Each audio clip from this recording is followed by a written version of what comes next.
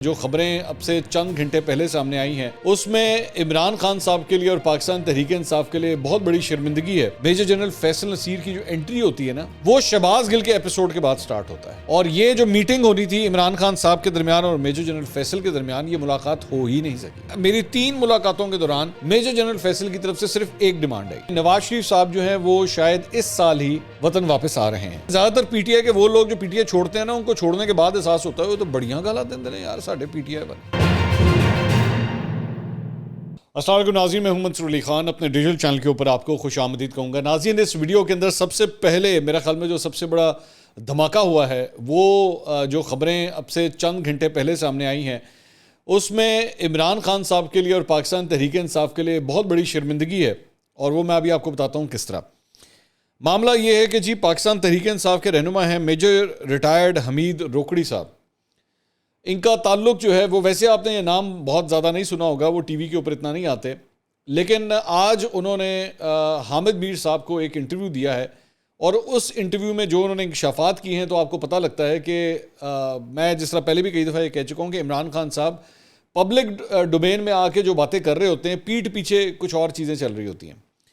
Major retired حمید روکڑی صاحب جو ہیں ان کا تعلق میاں والی سے ہے، اور یہ فلائرز بھی آپ سکرین کے اوپر دیکھ سکتے ہوں گے کہ یہ پاکستان تحریک انصاف کے بڑے ایک ایکٹیو رہنما ہیں۔ ان کا تعلق جو ہے وہ میجر جنرل فیصل جن کے اوپر فیصل نصیر صاحب جن کے اوپر عمران خان صاحب پچھلے چند دنوں سے جو ہے وہ بڑی زبردست قسم کی لفظی گولہ باری کر رہے ہیں، اور ایکچولی انہوں نے آج جب لانگ مارچ کا آغاز کیا اور اپنے ویڈیو پیغام کے اندر بھی جو ہے جو وہ تقریر کر رہے تھے تو اس کے اندر بھی پوری طرح جو ہے وہ انہی کو ٹارگٹ کر رہے تھے۔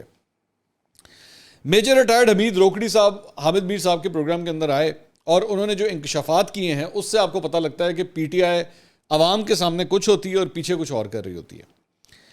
انہوں نے بتایا کہ جی میجر جنرل فیصل جو ہیں وہ ان سے 2 کورس جونیئر ہیں، اور وہ میجر جنرل فیصل کو بڑی اچھی طرح جانتے ہیں۔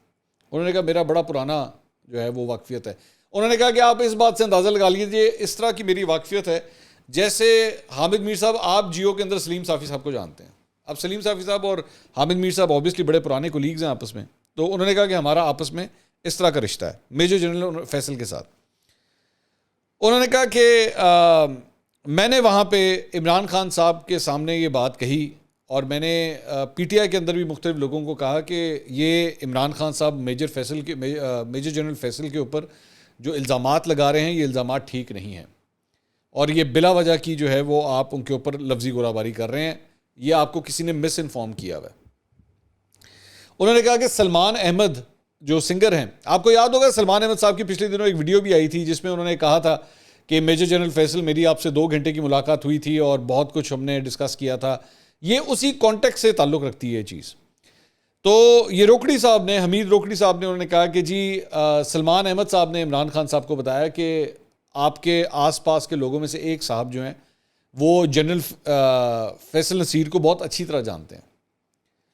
تو انہوں نے کہا کہ عمران خان صاحب نے یہ پیغام دیا کہ آپ جائیں جا کے ان سے ملیں۔ کس سے ملیں بھلا؟ میجر جنرل فیصل نصیر سے۔ وہی فیصل نصیر صاحب جن کو عمران خان صاحب اپنی تمام تقریروں میں برا بھلا کہتے ہیں، جو ڈی جی سی ہیں اس وقت۔ تو انہوں نے کہا کہ میں ان سے جا کے ملا اور عمران خان صاحب کی اجازت سے ملا، اور جب میں جا کے ملا تو میں نے ان سے کہا کہ جی یہ کافی زیادہ شک و شبہات ہیں آپ کے حوالے سے، عمران خان صاحب کا ایک یہ پوائنٹ آف ویو ہے۔ تو انہوں نے کہا کہ انہوں نے اسٹریٹ فارورڈ کہا کہ جی ایسے کوئی چکر ہی نہیں ہے، بالکل ایسی کوئی بات نہیں ہے، اور اگر عمران خان صاحب کو کوئی غلط فہمیاں ہیں تو میں اسے کلیئر تک کرنے کے لیے تیار ہوں۔ تو انہوں نے کہا میری بڑی اچھی میٹنگ رہی ان کے ساتھ، اور میں نے یہ تمام تر پیغامات پھر میں لے کے واپس آیا اور میں نے عمران خان صاحب تک یہ پیغامات پہنچائے کہ جی یہ میری بات ہوئی ہے۔ اچھا، یہاں پہ ایک پوائنٹ جو بڑا انٹرسٹنگ ہے، انہوں نے کہا کہ یہ میجر جنرل فیصل نصیر کی جو انٹری ہوتی ہے نا، ان کا نام جو ڈسکس ہونا شروع ہوتا ہے وہ شہباز گل کے ایپیسوڈ کے بعد سٹارٹ ہوتا ہے، جس میں وہ یہ کہتے ہیں کہ جی شہباز گل کے اوپر تشدد ہوا ہے اور میجر جنرل فیصل نصیر نے یہ تشدد کروایا ہے۔ تو انہوں نے کہا کہ میں نے اس وقت بھی عمران خان صاحب کو کہا تھا کہ جی شہباز گل کے اوپر انہوں نے کسی قسم کا کوئی تشدد نہیں کروایا، یا آپ کو کوئی غلط فہمی ہو رہی ہے، یا آپ کو کوئی غلط رپورٹ کر رہا ہے۔ بہرحال اس کے بعد انہوں نے کہا کہ میری اس پہلی ملاقات کے بعد میں نے عمران خان صاحب کو جب یہ پیغام پہنچایا تو اس کے بعد ایک اور ملاقات جو ہے یہ اس لیے کروائی گئی کہ جی آپ ہماری کوئی میٹنگ سیٹ کروائیں اور ہم آپس میں مل لیتے ہیں. تو انہوں نے کہا پھر میں دوبارہ گیا جنرل صاحب کے پاس, میجر جنرل فیصل نصیر کے پاس, اور میں نے ان سے کہا کہ جی بہتر ہے کہ آپس کی کوئی ملاقات کروا لی جائے. تو انہوں نے کہا کہ جی ہمیں کوئی اعتراض نہیں ہے, ہمیں عمران خان صاحب سے ملنے کے کوئی اعتراض نہیں. انہوں نے کہا میں بطور ڈی جی سی میرا تمام سیاسی جماعتوں کے ساتھ جو ہے وہ ملنا ملانا ہوتا ہے, تو مجھے اس میں کوئی پرابلم نہیں ہے, میری طرف سے آمادگی ہے اس معاملے میں. انہوں نے کہا میں پھر واپس آیا, میں نے یہ پیغام بھی پہنچایا عمران خان صاحب کو, لیکن اس مرتبہ میں نے ایک اور پروپوزل بھی ساتھ دیا کہ ان تمام موڈیلٹیز کو ڈن کرنے کے لیے بہتر یہ ہے کہ آپ اب اس مرتبہ میرے ساتھ کسی کو بھیجیں تاکہ ہم ان چیزوں کو فائنل کر سکیں. ایک تیسرا فریق بھی ساتھ ہونا چاہیے. تو سلمان احمد صاحب کا نام جو ہے وہ فائنل ہوا کہ سلمان احمد صاحب ان کے ساتھ جائیں. انہوں نے کہا کہ اس کے بعد میں سلمان احمد کے ساتھ جو ہے میجر جنرل فیصل سے دوبارہ ملنے کے لیے گیا, اور پھر ہم نے یہ طے کیا کہ جی ملاقات کدھر ہونی چاہیے.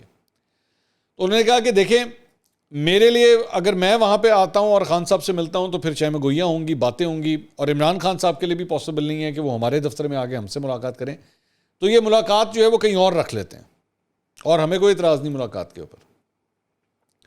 انہوں نے کہا یہ پیغام لے کے جب میں واپس آیا اور اس کے بعد اب میں نے عمران خان صاحب سے ملنا تھا تو مجھے انتظار کرنے کا کہا گیا کہ جی آپ انتظار کریں.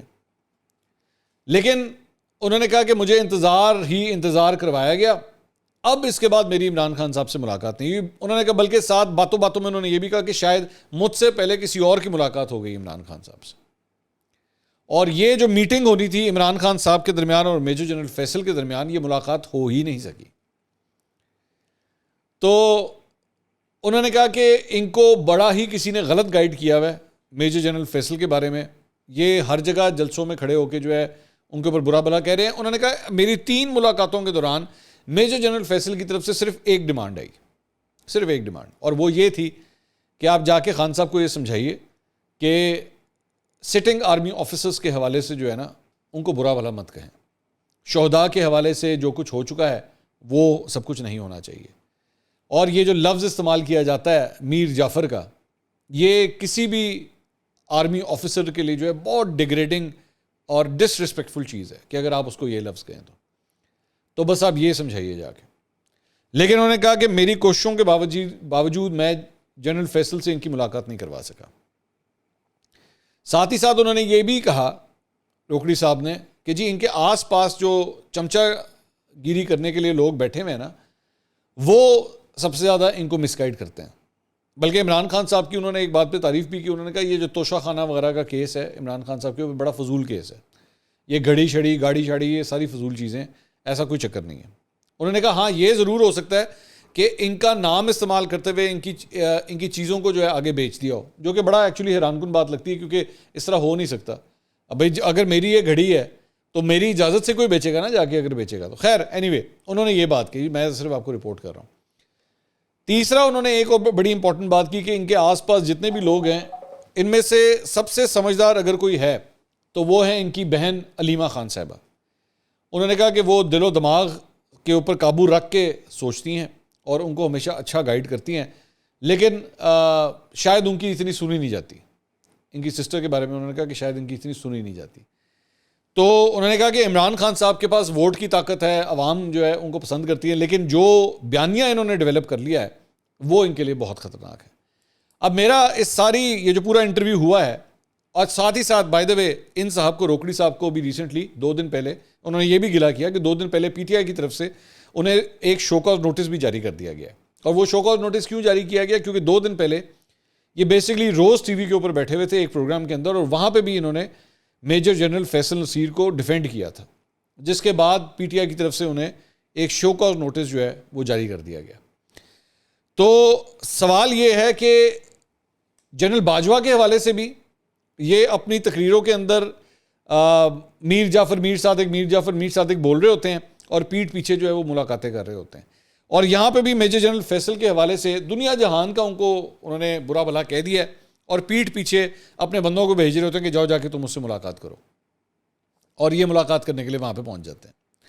تو یہ خان صاحب کا نا یہ دوغلا پن ہے جو آپ کو پبلک ڈومین میں کچھ نظر آتا ہے اور پیٹھ پیچھے کچھ اور نظر آتا ہے. اچھا جی, اب ذرا کچھ دیگر خبریں بھی جو ہیں وہ شامل کر لیتے ہیں. ایک تو نواز شریف صاحب کے حوالے سے چند خبریں آئی ہیں. دنیا نیوز نے یہ خبر چلائی ہے کہ نواز شریف صاحب جو ہیں وہ شاید اس سال ہی وطن واپس آ رہے ہیں. مجھے اس خبر پہ زیادہ یقین نہیں ہے کیونکہ میں 2 سال سے خبریں سن رہا ہوں کہ جی اس سال آ رہے ہیں تو اس سال آ رہے ہیں. ساتھ ہی ساتھ نئے آرمی چیف کے حوالے سے بھی یہ خبر آئی ہے کہ جی اس سلسلے میں سمری جو ہے وہ اگلے ہفتے تک موو ہو جائے گی اور اس کے بعد کوئی فیصلہ ہو جائے گا کہ نئے آرمی چیف کون سے ہوں گے. اس کے علاوہ یہ خبر بھی آئی ہے کہ جی نواز شریف صاحب کو جو ہے وہ سفارتی پاسپورٹ جو ہے وہ یعنی ڈپلومیٹک پاسپورٹ جو ہے وہ جاری کر دیا گیا ہے اور اس سلسلے میں 5 سال کے لیے پاسپورٹ جو ہے وہ جاری ہو گیا ہے اور شاید اسی کے بلبوتے کے اوپر جو ہے وہ اب عنقریب آنے والے ہیں. اس کے علاوہ عمران خان صاحب, اب آج ذرا اس خطاب کے اوپر جو عمران خان صاحب نے کیا آج لانگ مارچ کے اندر, اور میں نے جس طرح پہلے آپ کو بتایا کہ ٹوٹل فوکس جو ہے وہ میجر جنرل فیصل کے اوپر ہی تھا. ایک تو انہوں نے سٹارٹ کیا, انہوں نے کہا جی میں پھر واضح کر دوں کہ انہوں نے کہا سب سے پہلے یہ جو حادثہ ہوا, انہوں نے کہا نہیں حادثہ نہیں, مجھے پلان کر کے قتل کرنے کی کوشش کی گئی. میں پھر واضح کر دوں یہ ستمبر میں پلان بنا تھا. 24 ستمبر کو رحیم یار خان جلسے میں نے بتا دیا تھا. میں نے آپ سے پہلے ہی کہا تھا کہ یہ 24 ستمبر کی تقریر کو پکڑ کے رکھیں گے. انہوں نے کہا نون لیگ کے 2 قاتلوں نے جنرل فیصل کے ساتھ مل کر پلان بنایا. مطلب ایک سرونگ آفیسر کے اوپر ڈائریکٹلی وہ الزام لگا رہے ہیں کہ جی ان کے ساتھ مل کے یہ پلان بنایا گیا. انہوں نے کہا کہ پلان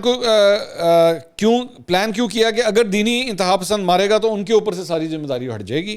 ہمیں پتا تھا, میں نے 2 جلسوں میں عوام کو بتایا تھا اور پھر وزیر آباد میں یہ پلان سامنے آ گیا. یہ بھی پلان تھا, پیچھے یہ بیٹھے ہوئے تھے کہ بیانیہ کیا ہوگا, اور مجھے تو پتا تھا کیونکہ پہلے ایک طرف سے گولیاں آئیں اور دوسری طرف سے تو کہا گیا کہ نہیں جی یہ تو ایک ہی آدمی تھا. انہوں نے کہا 2 مختلف قسم کی گولیاں استعمال ہوئی ہیں, کنٹینر کا فورنزک ہو گیا ہے اور 2 مختلف قسم کی گولیاں استعمال ہوئی ہیں, یعنی 2 شوٹر تھے. اچھا اس میں اپنے والے سارے شوٹر وہ بھول گئے, جو اپنے گارڈز وغیرہ رکھے ہوئے تھے اور ان سے جو فائر ہوا ہے وہ سب کچھ انہوں نے بلا دیا ہے.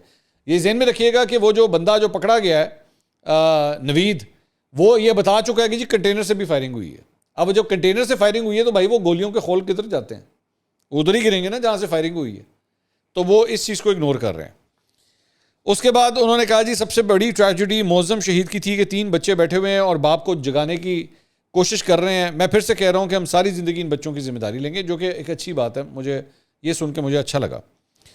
انہوں نے کہا پہلے تو میں اپنی قوم سے 2-3 باتیں کرنا چاہتا ہوں. پہلی تو یہ کہ اب ہماری مارچ رکے گی نہیں. مجھے پتا ہے میجر جنرل فیصل اس کے پیچھے تھا, یہ جو میرے پہ جو اٹیمپٹ ہوئی ہے مرڈر کی. مجھے پتا ہے جب سے میجر جنرل فیصل آیا اور ساتھ اس کے فہیم آیا ہے, اب یہ بریگیڈیئر فہیم کی بات کر رہے ہیں, انہوں نے دہشت گردوں کی طرح ہمارے اوپر ظلم کیا. اب یہ ایک سرونگ آرمی آفیسر کو دہشت گرد قرار دے رہے ہیں. یہ میں نے پہلی دفعہ سنا ہے. انہوں نے کہا ہمیں پتہ ہے ان کا ٹریک ریکارڈ کیا ہے, آگے اور کیچڑ اچھال رہے ہیں. بلوچستان میں انہوں نے دہشت گردوں کو یہ کہتے تھے کہ جی یہ بڑے تگڑے ہیں. اللہ معاف کرے گا اگر ایسے لوگ ہیں تو دہشت گردی کم نہیں ہوگی. مطلب اب آپ نے ڈائریکٹلی ان کو پرسنلی ہٹ کرنا شروع کر دیا, ان کے کریئر کے حوالے سے بھی. جو ہمارے سے انہوں نے کیا, جو صحافیوں سے کیا, جو ارشد شریف سے انہوں نے کیا, ارشد شریف کا الزام بھی ان کے اوپر ہی لگایا جا رہا ہے. مجھے پتا ہے ارشد شریف کو کون کون دھمکیاں دے رہا تھا اور پھر وہ ملک سے باہر گیا. اعظم سواتی سے جو انہوں نے کیا, جب سے یہ آیا ہے میجر جنرل فیصل, تب سے صحافیوں کو, سوشل میڈیا کو, ٹی وی چینلز کو دھمکیاں کہ عمران خان کی پروجیکشن نہیں کرنی. اس کے بعد انہوں نے کہا یہ جو ایف آئی آر رجسٹر نہیں ہو رہی, میں پاکستان کا سابق وزیر اعظم, میں سب سے بڑی پارٹی کا سربراہ ہوں, میں اپنی ایف آئی آر رجسٹر نہیں کر سکا کیونکہ میجر جنرل فیصل کا نام آ گیا. یہ کوئی ایسا آدمی ہے جو پاکستان کا جس پر پاکستان کا قانون نہیں لگتا. D G I S P R کہتا ہے کہ فوج کی توہین ہو گئی. فوج کی توہین تب ہوگی جب ادارہ ایکشن نہیں لے گا. توہین تب ہوگی جب ایک ادارہ اپنے آپ کو قانون سے اوپر سمجھے گا. جب ایک عام آدمی سے ظلم کرتے ہوں گے تو کیا کرتا ہوگا. جب تک جنگل کا قانون رہے گا ہم آزاد نہیں ہو سکتے. یہاں تو سابق وزیر اعظم کے حقوق نہیں ہے. میں ایف آئی آر رجسٹر نہیں کر سکتا اس میجر جنرل فیصل پر. اگر ان کے اوپر ہم نہیں کر سکتے تو فائدہ کیا. میری منو تو پھر ٹھیک ہے, قانون اور انصاف چل رہا ہے. میری نہیں مانو گے تو انصاف نہیں چل رہا. کیا وہ لڑکا جس نے اپنے بیان بدلے ہیں, کیا وہ دینی انتہا پسند لگتا ہے؟ اچھا, دینی انتہا پسند بھی لگنا چاہیے بندے کو. مطلب اس کی شکل جو ہے ایک اسپیسیفک طریقے کی ہونی چاہیے, تب آپ کو پتہ لگے گا. یہاں پہ خان صاحب آپ کی اطلاع کے لیے دینی انتہا پسند آپ کے اور میرے کالج سے بھی نکلے ہوئے ہیں, ایچسن کالج کے پڑھے ہوئے بھی, ذرا جا کے تاریخ اٹھا کے دیکھ لیجیے گا. دینی انتہا پسند کا پتہ نہیں لگتا, وہ اندر سے پتہ لگ رہا ہوتا ہے کہ اس کے اندر کیا چل رہا ہے. خیر, انہوں نے کہا اس کو طوطے کی طرح سبق پڑھائے گئے. اس کے بعد انہوں نے کہا کہ چیف جسٹس کو مخاطب کرتے ہوئے انہوں نے کہا کہ سر آپ کو بہت بڑی ذمہ داری ہے آپ کے اوپر آج پاکستان کی. قوم آپ کی طرف دیکھ رہی ہے, قوم دیکھ رہی ہے کہ سابق وزیر اعظم کی ایف آئی آر درج نہیں ہو رہی. انویسٹیگیشن ہو, اس کے بعد پتہ چل جائے گا کہ, کیونکہ مجھے پورا پتہ ہے کہ پلان کب سے بنا, ویڈیو کس نے نکالی, کس ایجنسی نے وہ ویڈیو نکالی, کون سی ایجنسی کے ساتھ یہ وقار ستی ہے. مطلب وقار ستی پہ دوبارہ انہوں نے, وہ جو صحافی ہیں ان کے اوپر الزام لگایا کہ جی یہ کسی ایجنسی کے ساتھ تعلق رکھتے ہیں. اور پھر کس طرح پی ٹی وی نے 4 دن وہ خبر چلائی, مریم دونوں جھوٹی, اور جاوید لطیف نے پریس کانفرنس کی. میں تب سے کہہ رہا ہوں ان کا پلان بنا ہوا تھا. اس کے بعد انہوں نے کہا جی شہباز گل پر کسٹوڈیل ٹارچر ہوا, جب سے یہ جنرل فیصلہ آیا ہے. شہباز گل اس کا نام لیتا ہے, اس کے نیچے لوگوں نے کی. اعظم سواتی پر کسٹوڈیل ٹارچر ہوا, اس سے ساری دنیا میں پاکستان کی بدنامی ہوئی, کوئی سو موٹو ایکشن نہیں لیا گیا. اعظم سواتی کا ویڈیو کیسے نکلا, کیا ہم اس سے نیچے گر سکتے ہیں؟ میں مغربی سوسائٹی کو اندر سے جانتا ہوں, وہاں کوئی تصور نہیں کر سکتا کہ اس طرح کی ویڈیو نکل کر اس کی بیوی کو بھیجے. تو یہ جناب عمران خان صاحب کی نا ساری باتوں کا لب لباب تھا. ٹوٹل فوکس جو تھا وہ میجر جنرل فیصل کے اوپر تھا. اب مجھے یہی لگ رہا ہے کہ انہوں نے سب کچھ جو ہے وہ میجر جنرل فیصل کے اوپر ہی رکھنا ہے, وہاں سے انہوں نے ہٹنا نہیں ہے. اچھا, ایک اور چیز جو میں آپ کے ساتھ شیئر کرنا چاہ رہا ہوں, عمران خان صاحب نے ڈان کو ایک انٹرویو دیا ہے. اس انٹرویو کے اندر بھی چند تضادات ہیں, ذرا وہ بھی شیئر کر لوں. ویسے تو بڑا لمبا انٹرویو ہے, لیکن میں صرف چند اسپیسیفک پورشنز کے اوپر جانا چاہوں گا. ایک میں انہوں نے کہا کہ جی میں جب حکومت میں تھا تو میں نے یہ جانا کہ در حقیقت اسٹیبلشمنٹ نیب کو کنٹرول کرتی ہے, اسٹیبلشمنٹ نیب کو کنٹرول کرتی ہے اور جیسا چاہتی ہے اسے چلاتی ہے. اس کا مقصد سیاستدانوں کی کرپشن کی فائلیں رکھ کر انہیں کنٹرول کرنا ہے. وہ کبھی کسی کو دبوچ لیتے ہیں لیکن پھر وہ ضمانت پر رہا ہو جاتا ہے. خان صاحب یہ ایگزیکٹلی یہی باتیں جب آپ وزیر اعظم تھے نا تو اس وقت اپوزیشن کہا کرتی تھی, ایگزیکٹلی یہی باتیں کرتی تھی. اور آج میں آپ کو کیا کہوں کہ آپ کو شرم نہیں آئی کہ جب آپ پرائم منسٹر تھے تو ایکچولی آپ کو اس وقت یہ کہنا چاہیے تھا, آپ کو یہ اس وقت بول دینا چاہیے تھا کہ یہ جو ادارہ ہے اس کو اسٹیبلشمنٹ کنٹرول کرتی ہے. آپ چپ کر کے بیٹھے رہے. آپ پتہ ہے کیوں چپ کر کے بیٹھے رہے؟ کیونکہ ریسیونگ اینڈ کے اوپر اس وقت اپوزیشن تھی. آپ نے کہا ٹھیک ہے انہوں نے کوٹ پہ رہی ہے نا, ان کو اٹھا کے اندر کر رہے ہیں, ٹھیک ہے مجھے کیا فرق پڑتا ہے, کرتے رہو, اچھی بات ہے. آپ چپ کر کے بیٹھے رہے. آج جب آپ حکومت میں نہیں ہے نا تو آج آپ کو کہتے ہیں. تو شاہد خاقان عباسی صاحب جب کہا کرتے تھے کہ جی نیب کا ادارہ ہی بند ہو جانا چاہیے, تو آپ کے پی ٹی آئی کے تمام لوگ جو ہے اس بات کا مذاق اڑاتے تھے. آپ لوگ سارے اس بات کا مذاق اڑاتے تھے کہ دیکھیں یہ جناب یہ تو چوری چکاری کو سپورٹ کرنا چاہ رہے ہیں, اس لیے نیب کا ادارہ ختم کریں. اب آپ کو سمجھ آ گئی کہ نیب جو ہے کتنا کنٹروورشل تھا. آج آپ بولتے ہیں جی وہ اسٹیبلشمنٹ کے ہاتھ میں تھا. اس کے بعد انہوں نے کہا جی لوگوں کو سزا دینے میں ناکامی, اس کا پہلا ان سے سوال ہوا کہ جی فوج اور ان کے تعلقات بگڑنے کا آغاز کب سے ہوا. تو انہوں نے کہا لوگوں کو سزا دینے میں ناکامی اس کا پہلا اشارہ تھی جن پر وہ کرپشن کا الزام عائد کرتے آئے تھے. دوسرا معاملہ وزیر اعلیٰ پنجاب کا انتخاب تھا. اچھا یہ بڑا امپورٹنٹ پوائنٹ ہے, ذرا میں اس پہ کچھ بات کرنا چاہوں گا. انہوں نے کہا آرمی چیف چاہتے تھے کہ میں علیم خان کو وزیر اعلیٰ پنجاب کا عہدہ دوں, ٹھیک ہے, آرمی چیف. اس کے اوپر بھی انہوں نے کہا کہ میرا اختلاف ہوا اور میں ایسا نہیں چاہتا تھا, کیونکہ ان کے خلاف نہ صرف نیب کے مقدمات تھے بلکہ انہوں نے حکومت کی کروڑوں مالیت کی زمینوں پر قبضہ کر کے انہیں فروخت کر دیا تھا. خان صاحب آپ کا یہ جو پوائنٹ ہے نا علیم خان کے خلاف, یہ اتنا بھونڈا ہے, اور میں آپ کو اس کی وجہ بتاتا ہوں کیوں. اگر یہی بات ہوتی نا, اگر ایسی ہی بات ہوتی کہ جس کی وجہ سے آپ ان کو وزیر اعلیٰ نہیں بنا رہے تھے, تو یعنی آپ کو ایسا شخص بطور سینئر وزیر قبول ہے آپ کی کیبنٹ کے اندر, آپ کی پنجاب کی کیبنٹ کے اندر آپ کو ایسا شخص سینئر وزیر کے طور پہ قبول تھا, وزیر اعلیٰ کے طور پہ قبول نہیں تھا. ہے یہ کوئی سمجھ آتی ہے بات کی؟ اگر ایک آدمی اتنا ہی برا تھا, اس کے اوپر لگنے والے اتنے الزامات برے تھے, تو پھر آپ نے ان کو سینئر وزیر کیوں بنایا ہوا تھا؟ اور دوسری بات یہ, میں اب آپ کو چیلنج کرنے لگا ہوں, اینڈ پروو می اگر میں غلط کہہ رہا ہوں تو, کیونکہ میں نے تو ثبوت دیکھے ہوئے خان صاحب, اس لیے دھیان سے. کیا یہ حقیقت نہیں ہے کہ جنوری کے آخر تک اور فروری کے شروع تک ایکچولی آپ خود علیم خان صاحب سے رابطہ رکھتے تھے ریگولر بنیادوں کے اوپر؟ اس کا ثبوت موجود ہے خان صاحب, یہ ذہن میں رکھیے گا. تو اگر ایک شخص اتنا برا تھا تو پھر آپ ان سے رابطے میں کیوں رہتے تھے؟ اور دوسری بات یہ بتائیے گا, مجھے آج بھی وہ واقعہ یاد ہے, بلکہ میں اپنی ٹیم کو کہوں گا ذرا اس کے اخباری کٹنگ ذرا نکال لیجئے.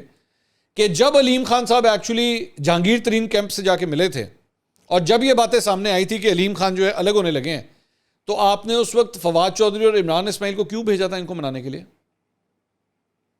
اس وقت کیا ضرورت تھی؟ عمران اسماعیل آل دا وے جہاز پکڑ کے اسلام آباد گئے تھے علیم خان سے ان کے گھر پہ ملنے کے لیے، اس کی کیا ضرورت تھی؟ اگر یہ اتنے برے تھے جس طرح آپ ان کے اوپر الزامات لگا رہے ہیں تو آپ کہتے ہیں اچھی بات ہے، جا رہے تھے جان دو، تب کیا ضرورت تھی؟ ان کو کیوں منایا جا رہا تھا؟ جب آپ نے ووٹ پورے کرنے تھے تحریک عدم اعتماد کے لیے، علیم خان سے ملاقاتیں اس وقت کیوں ہو رہی تھی؟ تو اس لیے آپ کی اس بات کے اندر نا کوئی وزن نہیں ہے اس بات میں کہ جی وہ تو ہمیں، ظاہر بات ہے آپ کی تو وہ عادت ہے نا، جب ایک بندہ چھوڑ کے چلا جاتا ہے پھر آپ کو ساری بھیڑی چیزیں اس میں نظر آنا شروع ہو جاتی ہیں، ایتے انج بھی کرتا سی تے انج بھی کرتا سی تے انج بھی کرتا سی، جتنی دیر تک آپ کے ساتھ رہے وہ بالکل ٹھیک ہے۔ آج فیصل واڈا جب بولنا شروع ہو چکے ہیں، اور دنیا جانتا پیڑا ترین آدمی ہے یہ جو یہ روکڑی صاحب ہیں، خرم حمید روکڑی صاحب، جنہوں نے آج جیو کو انٹرویو دیا ہے، وہ ان کا ایک یہ بھی گلا تھا کہ جناب وہ میں روز ٹی وی کے اوپر بولا ہوں اور اس کے بعد وہ مجھے ماں بہن کی گالیاں ملنا شروع ہوئی ہیں پچھلے 2 دن میں تو حیران ہو گیا ہوں۔ اچھا ویسے زیادہ تر پی ٹی آئی کے وہ لوگ جو پی ٹی آئی چھوڑتے ہیں نا، ان کو چھوڑنے کے بعد احساس ہوتا ہے وہ تو بڑیاں گالاں دیندے ہیں یار ساڈے پی ٹی آئی والے، ان کو بعد میں جا کے پتہ لگتا ہے۔ ان کو جب پہلے صحافی بتا رہے ہوتے ہیں نا کہ بھائی جان آپ کی پوری پارٹی کے اندر یہ غلیظ گندا کلچر ہے، اس وقت نہیں مانتے۔ جب یہ لوگ پارٹی چھوڑ کے جاتے ہیں نا تب ان کو پتہ لگتا ہے یار انہوں نے بڑی گندی زبان ہے، یہ انہوں نے کس قسم کے لوگ پیدا کیے ہیں پارٹی کے اندر۔ تو انہوں نے کہا کہ میرے ایک پارٹی سے دور ہونے کی یہ وجہ بھی ہے، یہ روکڑی صاحب نے یہ بھی کہا ہے۔ تو یہ جو آپ کی بات ہے نا علیم خان صاحب کے اوپر کہ جی وہ ان کے اندر تو یہ تھا تو وہ تھا تو میں اس لیے وزیر اعلیٰ نہیں بنانا چاہتا، بھائی تو آپ نے سینئر وزیر کیوں بنایا ہوا تھا؟